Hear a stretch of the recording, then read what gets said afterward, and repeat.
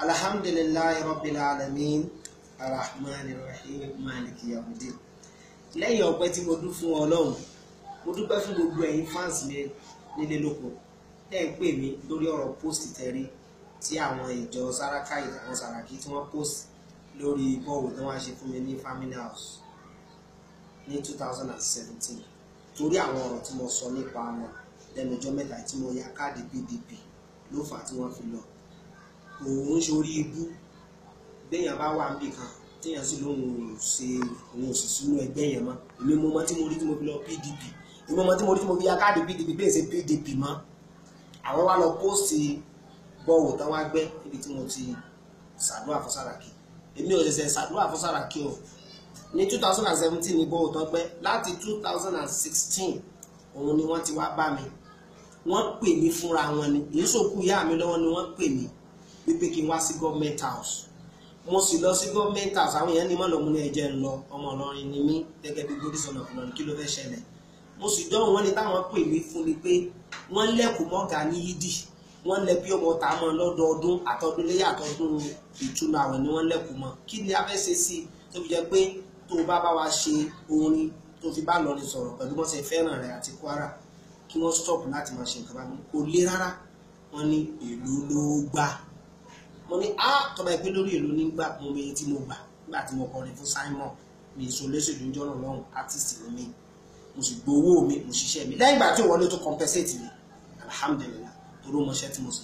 So ìgbà tẹ́yìn wá pè mí gẹ́gẹ́ bí ọmọ Ìlọrin àti dìbò tán Ọlọ́run lé ètè tí yín ló borí tiwa, àwọn ò ní ìdí asset máa wá bàjẹ́ nìkan lédi tẹ̀sán yìí máa ṣe. Àmọ́ nípa pẹ̀lú nígbà yẹn mi ìgbà 1 naira.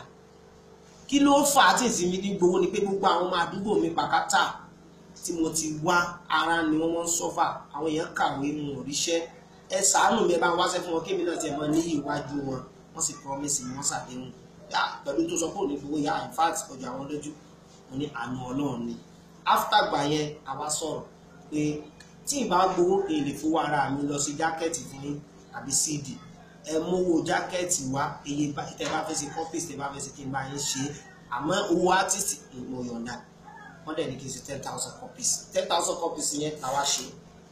Ìjọ́ tí mo kó 10,000 copies dé government house, ẹ̀yin èèyàn mi 5,000 náà máa gbà lọ́wọ́ mi. Ìyókù kù lé ìsìsọ fẹ́ dọ̀ Ọlọ́run kankan yìí lè rojọ́. Àmọ́ ọmọ ọ̀sán yín ló fẹ́ kó gbóngbó lùyà rẹ̀, yín wàá ṣàlàyé bọ́ọ̀bẹ̀ ṣe pa bó ṣe kún, ń ṣàlàyé fọmọ Nàìjíríà.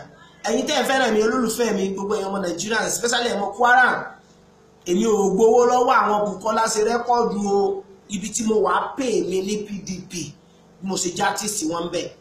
Ìgbà tí wọ́n wá ló jẹ́ ìyá pé èmi padà sí APC. Kí ló wá fà á? Wọ́n wá gba 5,000 copies, ó kù 5,000 lọ́wọ́ mi. Gbogbo orin tí mo wá kọ́ ń bẹ̀ fún Bukola Saraki tí mo fi ṣàdúrà fún tó pè wọn, òun ni wọ́n ń lò, òun ni wọ́n ń play lórí rédíò. Èyí tó jẹ́ wáàsí tí mo fi advice wọn àti Tinubu ẹ̀ nígbọ́. Èyí tó jẹ́ tí mo fi sọ̀rọ̀ nípa owó orí tí wọ́n mọ̀ pé ó pé àwọn wọ́n lò yí wọ́n fi generate owó sápò Kwara State. Èyí tó jẹ́ wáàsí tí mo sọ fún wọn pé tọ̀ wáàsí leléyìí tán bá sanwó orí tán ọmọ Kwara, èyí náà ẹ má tẹ bá jẹ ògbé ẹ má jẹ ògbé ẹ sì dára fún Kwara ẹ nígbọ́ yìí. Wọ́n ní tí mo fún Bukola lórí after gbogbo kíkì tí mo kí àtàdó àti mo ṣe fẹ́ pé kó mọ̀ ìjàbọ̀ ẹ̀gbọ́n nǹkan tó mọ́ parí. Ẹ jẹ́ nǹkan díẹ̀ fún inú orin tí mo kọ. Mo ní Bukola Saraki o, àṣà ò gbọ́dọ̀ gbé, ẹyin jú wa ní Ọlọ́run mọ́mọ́ jẹ́ ò jábọ́, àgbójúlé wa lórí Saraki mọ́mọ́ ìjọ já sásán. What did you think that I sang for you for? I sang for you because of my constituency, because of my local government, because of my community, because of my family. Láti pé kẹ́ bá ràn wọ́n lọ́wọ́, ẹ má fún wa lẹ́jà jẹ, ẹ fún wọn, ẹ kọ́ wọn bọ́ sí pẹ̀jẹ́ fún wọn ṣẹ́. Ní tí mo torí ẹ̀ ṣe tí ń gbowó, ẹ mọ̀ sí kan bẹ̀. Ìbínú tí mo bínú lọ́yẹ̀ government house lórí ọ̀rọ̀ omi gbà tí wà náà mi wá dé sí lọ́rin táwọn èrò mi mú, òun náà fi padà wá ṣe bọ́ òwò yìí tí mo wá hype wọn péjọ́ ta lọ náà fún wa lẹ́yìn bí oṣù 3 náà wá ṣe síbẹ̀síbẹ̀ gẹ́gẹ́ bí ẹ̀kọ́ àwọn tó bí wa tó ṣe pé wọ́n ṣe gọ́tà lásán, wọ́n gbẹ́ bọ́ǹbùyàn ní pure water kan, wọ́n mọ̀ kí wọn lórí rédíò. Òun làwa náà mọ̀ tẹ̀lé tí mo fi ṣe gbọ́n tí mo ṣe.